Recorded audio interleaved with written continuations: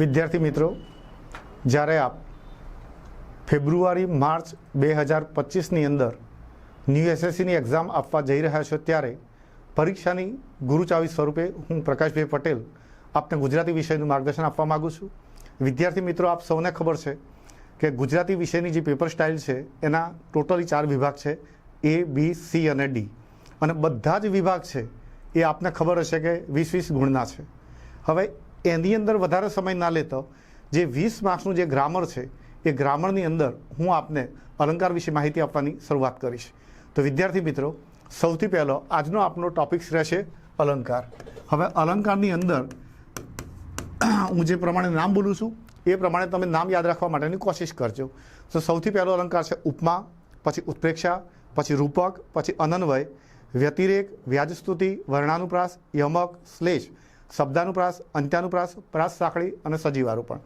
હવે વિદ્યાર્થી મિત્રો, આ અલંકારને આપણે કઈ રીતે યાદ રાખવા તો એ સમજવું હોય તો સૌથી પહેલો તમારે યાદ રાખવા હોય તો એ રીતના યાદ રાખજો કે સૌથી પહેલો અલંકાર છે ઉપમા, એ પછી છે ઉત્પ્રેક્ષા, એ પછી છે રૂપક અને એ પછી અનન્વય।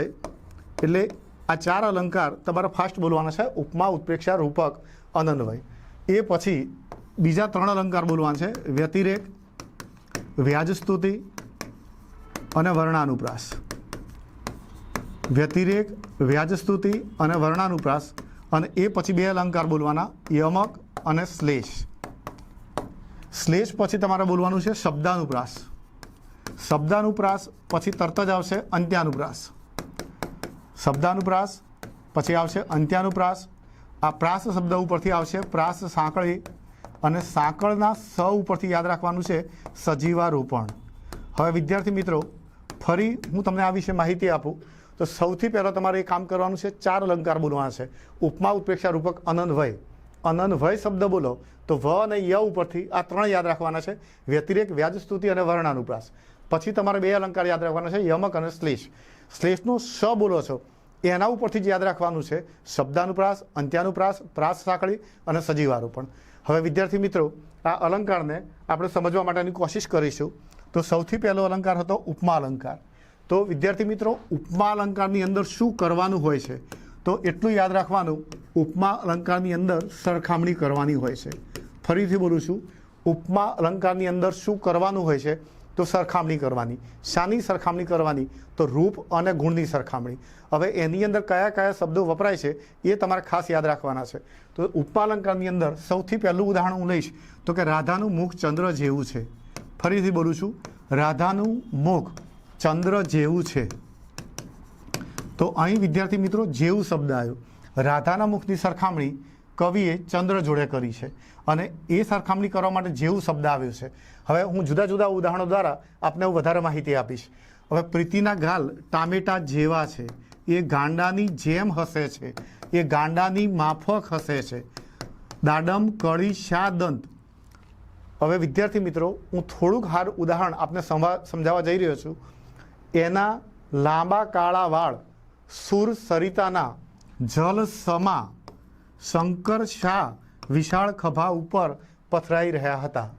હવે વિદ્યાર્થી મિત્રો, તમે જુઓ કે શબ્દો અલગ અલગ વાપર્યા છે કે જેવું શબ્દ વાપર્યો, જેવા શબ્દ વાપર્યો, જેમ વાપર્યો, માફક વાપર્યો, શા શબ્દ વાપર્યો, સમા શબ્દ વાપર્યો, ફરી શા શબ્દ વાપર્યો, અથવા તો હું એમ કહું કે ગાંડાની પેઠે હસે છે। અને જો તળપદા શબ્દોની અંદર જો ઉદાહરણ આપણે જોઈએ તો આપણે ઘોડીની સ્વામી ભક્તિ પાઠની અંદર એક ઉદાહરણ છે કે ઘેર સંધાય મારી મેં ગોડે રાહ જોઈ અને અડધા અડધા થઈ જશે। તો ત્યાં એક શબ્દ આવે છે મેં ગોડે શબ્દ આવે છે। હવે આ ગોડે શબ્દનો અર્થ થાય છે જેમ। ટૂંકમાં શબ્દ ઉદાહરણ ગમે તે હોય પણ જ્યાં સરખામણી થતી હોય ત્યારે તમારે એટલું માની લેવાનું કે એ ઉપમા અલંકાર છે। ત્યારબાદ વિદ્યાર્થી મિત્રો, આપણે ઉત્પ્રેક્ષા અલંકારની ચર્ચા કરીશું। હવે ઘણા બધા વિદ્યાર્થી મિત્રોને ખબર હશે કે ઉત્પ્રેક્ષા અલંકારની અંદર સંભાવના હોય અને એની અંદર માત્ર 3 શબ્દો યાદ રાખવાના છે, એક જાણે, બીજો છે રખે અને ત્રીજો છે શકે। ટૂંકમાં કોઈપણ ઉદાહરણની અંદર જાણે, રખે અને શકે આ 3માંથી જો એક શબ્દ આવતો હોય તો તમારે માની લેવું કે આ ઉત્પ્રેક્ષા અલંકાર છે।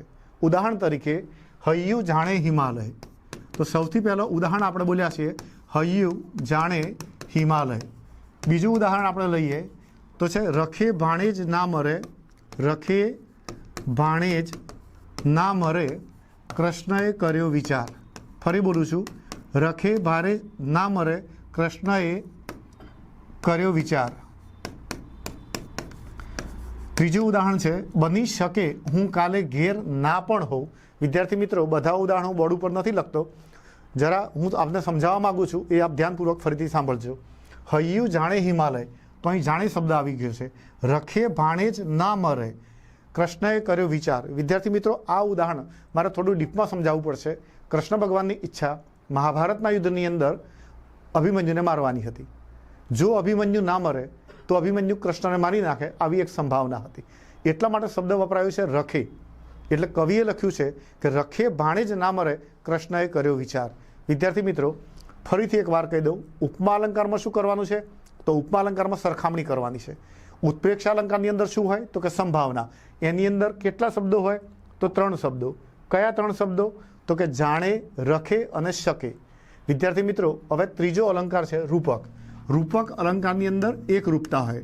ઉદાહરણ તરીકે બપોર એક શિકારી કૂતરું છે. ફરીથી બોલું છું, બપોર એક શિકારી કૂતરું છે. હવે વિદ્યાર્થી મિત્રો, અહીં આપણે એમ જો બોલીએ કે બપોર શિકારી કૂતરા જેવું છે, જો જેવું શબ્દ આપણે વાપરીએ તો ઉપમા અલંકાર થશે. બપોર જાણે શિકારી કૂતરું તો ઉત્પ્રેક્ષ અલંકાર થશે. પણ જો સીધે સીધું કહી દઈએ કે બપોર એક શિકારી કૂતરું છે, ઉપમાન અને ઉપમેયને જ્યારે એક રૂપ દર્શાવવામાં આવે છે ત્યારે રૂપક અલંકાર બને છે. વિદ્યાર્થી મિત્રો, અલંકારોમાં સૌથી જો કઠિન અલંકાર હોય તો આ રૂપક અલંકાર છે. વિદ્યાર્થી મિત્રો, ફરીથી એક વખત કહું કે ઉપમા અલંકારની અંદર શું કરવાનું છે? તો સરખામણી કરવાની છે. ઉત્પ્રેક્ષ અલંકારની અંદર શું હોય? તો કે સંભાવના. કયા 3 શબ્દો હોય? તો જાણે, રખે અને શકે. રૂપક અલંકારની અંદર શું હોય? એક રૂપતા. હવે વિદ્યાર્થી મિત્રો, આગળના ઉદાહરણમાં આપણે જઈએ અનન્વય. હવે અનન્વય કોને કહેવાય? તો હું મારી ભાષામાં કહીશ કે એની સરખામણી જ્યારે એની જોડે જ થાય ત્યારે એને અનન્વય અલંકાર કહેવાય. હવે સૌથી સહેલામાં સહેલો અલંકાર છે અનન્વય. માં તે માં, મતલબ માની સરખામણી આપણે બીજા કોઈ જોડે નથી કરતા, માં જોડે જ કરીએ છીએ. મારી ભાષામાં જ જો તમને સમજાવું તો એની સરખામણી જ્યારે એની જોડે જ થાય ત્યારે એને અનન્વય અલંકાર કહેવાય. દાખલા તરીકે હિમાલય એ હિમાલય, ગાંધીજી તે ગાંધીજી, માં તે માં, mother is mother, there is no other. તો માની જગ્યા બીજું કોઈ લઈ શકતું નથી. ટૂંકમાં આપ સમજી ગયા છો કે એની સરખામણી જ્યારે એની જોડે જ થાય ત્યારે એ અનન્વય અલંકાર બને છે. ત્યાર પછી અલંકાર આવશે વ્યતિરેક અલંકાર. ઉપમાન કરતો જ્યારે ઉપમેયને ચડિયાતું બનાવવામાં આવે છે ત્યારે વ્યતિરેક અલંકાર બને છે. હવે વ્યતિરેક અલંકારનું ઉદાહરણ છે વિમળાનું હૃદય ફૂલથી એ કોમળ છે. ફરીથી બોલું છું, વિમળાનું હૃદય ફૂલથી એ કોમળ છે. હવે વિદ્યાર્થી મિત્રો, જ્યારે અહીં ચડિયાતું વર્ણન કરવામાં આવે છે ત્યારે એ વ્યતિરેક અલંકાર બને છે. બીજું ઉદાહરણ છે, હું એમ કહું કે તમારા ગાલ ગુલાબથી પણ સુંદર છે, ઐશ્વર્યાની વાણી અમૃતથી પણ મીઠી છે. ટૂંકમાં જ્યારે વધારે વર્ણન કરવામાં આવે છે ત્યારે એ વ્યતિરેક અલંકાર બને છે. હવે આવે છે વ્યાજસ્તુતિ અલંકાર.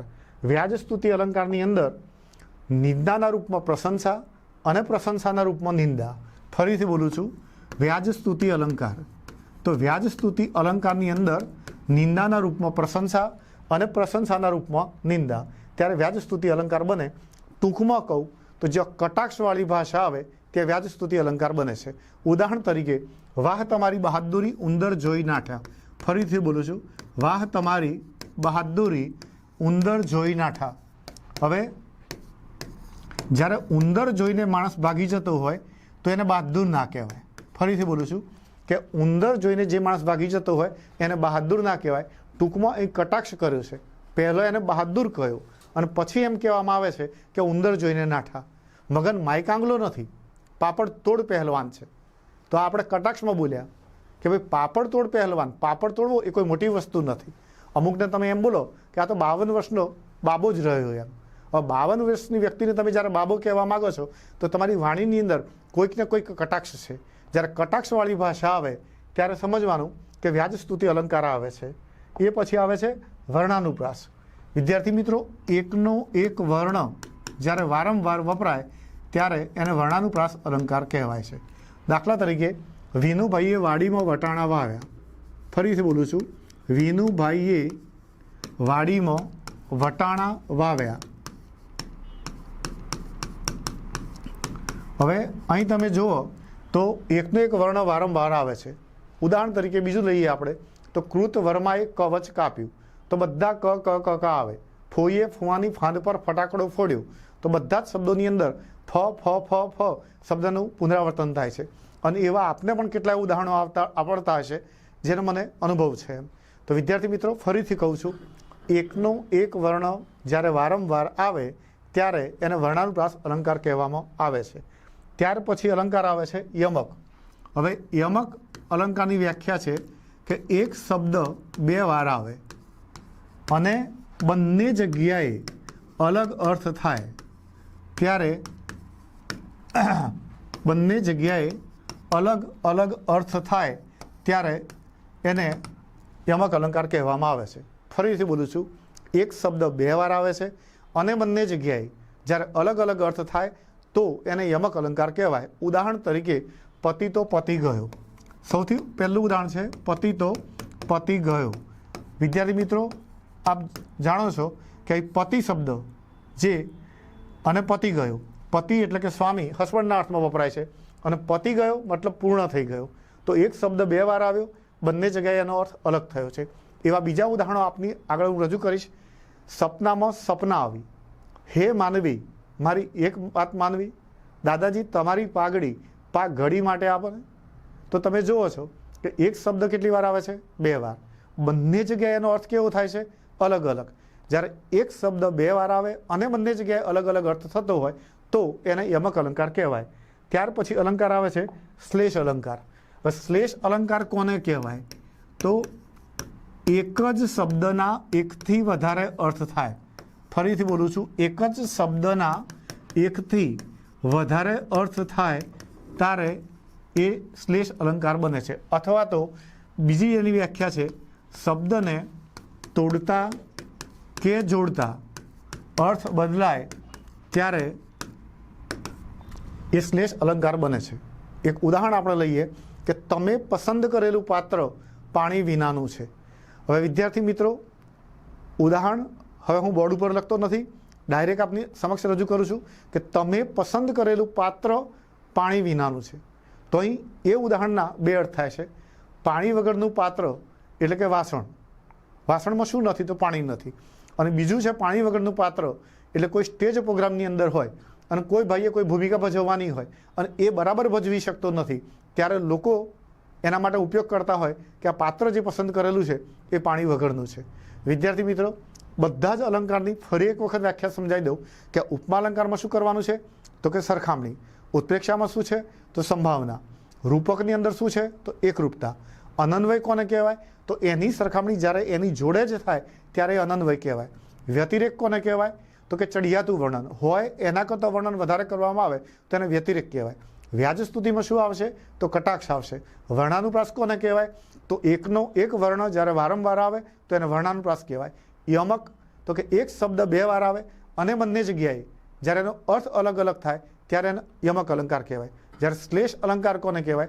તો કે એક જ શબ્દના એકથી વધારે અર્થ થાય છે ત્યારે એને શ્લેષ કહેવાય. અથવા તો શબ્દને તોડતા કે જોડતા એનો અર્થ બદલાય છે.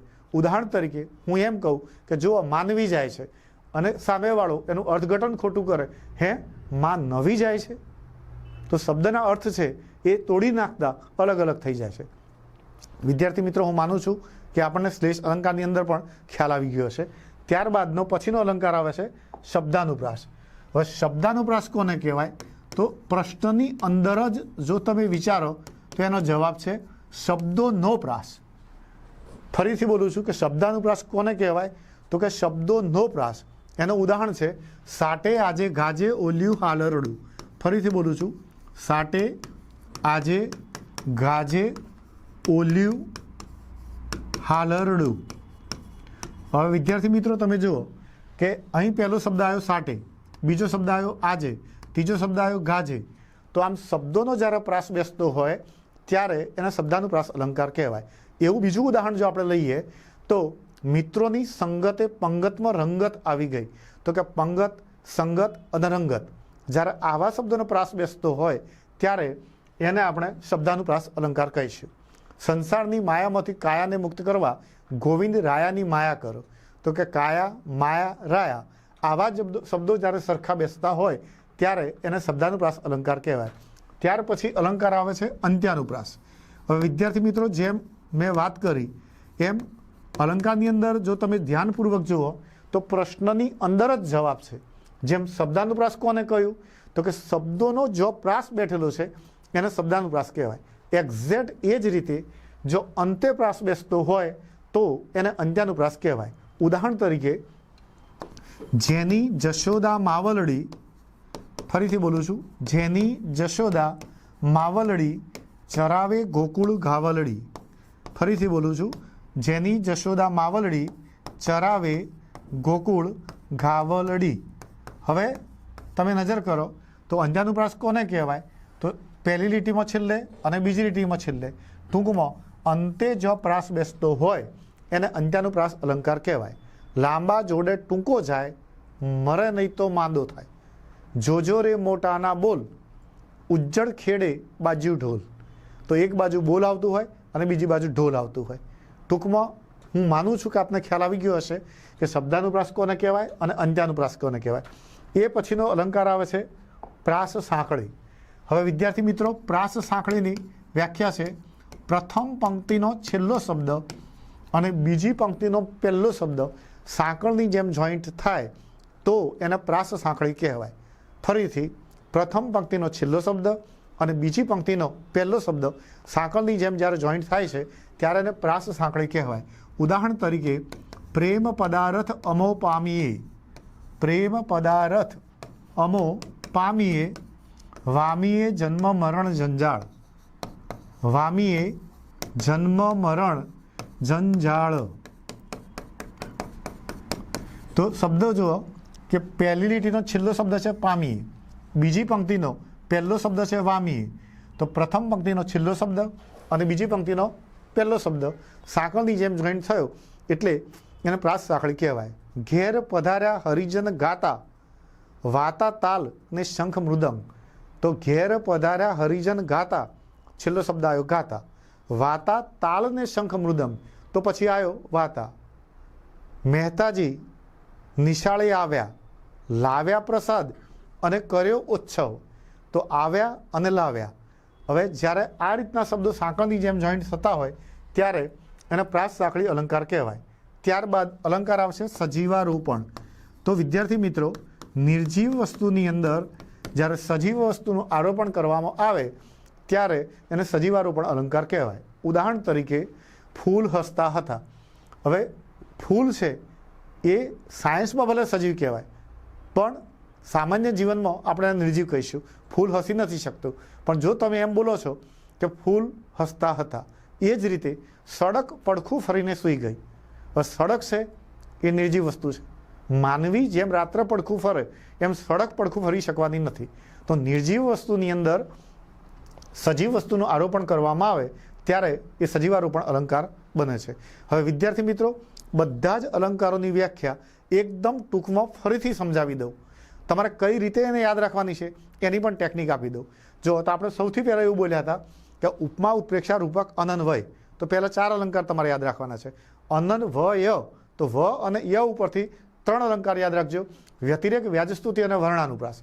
એ પછી તમારે 2 અલંકાર યાદ રાખવાના છે: યમક અને શ્લેષ. તો પહેલો 4, પછી 3, પછી 2. શ્લેષ શબ્દ બોલો તો શ્લેષનો શ બોલ્યા હોય તો શ ઉપરથી જ બોલવાનું છે. શબ્દાનુપ્રાસ, અંત્યાનુપ્રાસ, પ્રાસ સાંકળી અને સજીવારોપણ. ફરીથી બોલું છું: શબ્દાનુપ્રાસ, અંત્યાનુપ્રાસ. છેલ્લા 2 શબ્દો બોલ્યા પ્રાસ, પ્રાસ ઉપરથી પ્રાસ સાંકળી અને સાંકળના સ ઉપરથી સજીવારોપણ. પછી જો તમે આ રીતના સ્પીડે બોલવું હોય તો આ રીતના બોલી શકશો કે ઉપમા, ઉત્પ્રેક્ષા, રૂપક, અનન્વય, વ્યતિરેક, વ્યાજસ્તુતિ, વર્ણાનુપ્રાસ, યમક, શ્લેષ, શબ્દાનુપ્રાસ, અંત્યાનુપ્રાસ, પ્રાસ સાંકળી અને સજીવારોપણ. તમારું આ પહેલું સ્ટેજ પાસ થઈ જાઓ તમે પછી બધા જ અલંકાર છે એની સમજૂતી તમારે બોલવાની. અને એ સમજૂતી બિલકુલ શોર્ટમાં જો તમારે બોલવી હોય તો કે ઉપમા અલંકારની અંદર શું છે તો કે સરખામણી, ઉત્પ્રેક્ષાની અંદર શું છે તો કે સંભાવના, રૂપકની અંદર શું છે તો એકરૂપતા, અનન્વય કોને કહેવાય? તો એની સરખામણી જ્યારે એની જોડે જ થાય તો એને અનન્વય કહેવાય. વ્યતિરેક કોને કહેવાય? તો કે ચડિયાતું વર્ણન હોય એના કરતાં વધારે વર્ણન, અથવા તો એમ કહો કે જેને ફેંકવામાં આવે, મોટી મોટી વાતો કરે છે તેને વ્યતિરેક કહેવાય.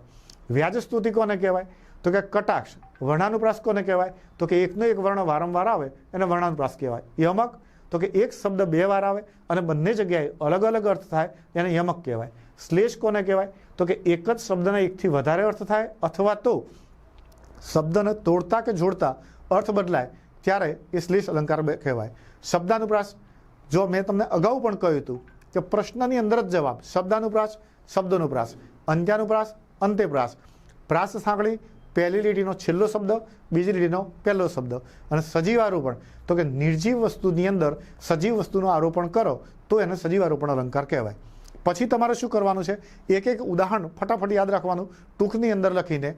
કેવી રીતે લખવું? જો તમારે ઝડપથી યાદ રાખવું હોય તો એને માત્ર આ જ રીતના લખો કે સૌથી પહેલો અલંકાર છે ઉપમા. તો ઉપમા છે તો ખાલી આટલું જ લખવાનું કે રાધાનું મુખ ચંદ્ર જેવું છે. પછી બીજું ઉદાહરણ લખો કે ઉત્પ્રેક્ષા. તો ઉત્પ્રેક્ષાની અંદર તમે આટલું જ લખો, હૈયું જાણે હિમાલય. પછી લખો રૂપક, તો કે બપોર એક શિકારી કૂતરું છે. પછી લખો અનન્વય. તો અનન્વય લખ્યા પછી ખાલી મા શબ્દ જ લખો તો તમને યાદ આવી જશે કે મા તે મા. પછી લખો વ્યતિરેક. વ્યતિરેકની અંદર તમારે એક જ શબ્દ લખવાનો છે વિમળા. તો કે વિમળાનું હૃદય ફૂલથી કોમળ છે. પછી આવશે વ્યાજસ્તુતિ. તો કે વ્યાજસ્તુતિની અંદર વાહ તમારી બહાદુરી ઉંદર જોઈ નાઠા. વર્ણાનુપ્રાસ તો કે વર્ણોનુપ્રાસ, વિનુભાઈએ વાડીમાં વટાણા વાવ્યા. એ પછી યમક લખો તમે તો કે પતિ તો પતિ ગયું. શ્લેષ શબ્દ લખો તમે તો કે તમે પસંદ કરેલું પાત્ર પાણી વિનાનું છે. આ પછી તમે શબ્દાનુપ્રાસ લખો. હજુ પણ તમે આને શોર્ટમાં લખી શકો તો કે શબ્દાનુપ્રાસ તો કે સાટે આજે ગાજે ઓલ્યું હાલરડું. અંત્યાનુપ્રાસ તો તમે માત્ર જેની શબ્દ લખો કે જેની જશોદા માવલડી ચરાવે ગોકુળ ગાવલડી. પછી લખો પ્રાસ સાંકળી. તો પ્રાસ સાંકળીનો પ છે તેના ઉપરથી જ બોલવાનું. પ્રેમ પદાર્થ અમો પામીએ વામીએ જન્મ મરણ ઝંઝાળ. અને સજીવારોપણ તો સજીવારોપણની અંદર નિર્જીવ વસ્તુમાં સજીવ વસ્તુનું આરોપણ. સડક પડખું ફરીને સૂઈ ગઈ. વિદ્યાર્થી મિત્રો, મોટાભાગના અલંકારો મેં ટેકનિક સાથે લખ્યા છે. જો તમે આ જ રીતના અલંકારો તૈયાર કરશો તો આરામથી થઈ જશે. વિદ્યાર્થી મિત્રો, અહીં વિડીયો પૂરો થતો નથી. આપણે વિડીયોના અંતની અંદર આપણે ગીતાનું જ્ઞાન મેળવવા માટે એક શ્લોક છે એ શાંતિથી આપણે સાંભળીશું, જેથી એ શ્લોક આપણા જીવનની અંદર ખૂબ જ મદદરૂપ થઈ શકશે.